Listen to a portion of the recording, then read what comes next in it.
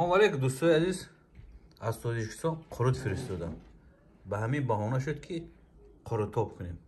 اینا کاربونه سپارش دادیم. قروت آب کرد. بادرنگ و پامیدار و پیاز و کبودی همش تیار. کنی این طرف ببینیم چی گپ است. روغن زغیر تاجیکستان. پایانش فطیر. کمتر دیگه فطیر تیار میشد. بعدا میگیریم طبق در پرفتنگ میگیریم محصولات های یک تا یک تا.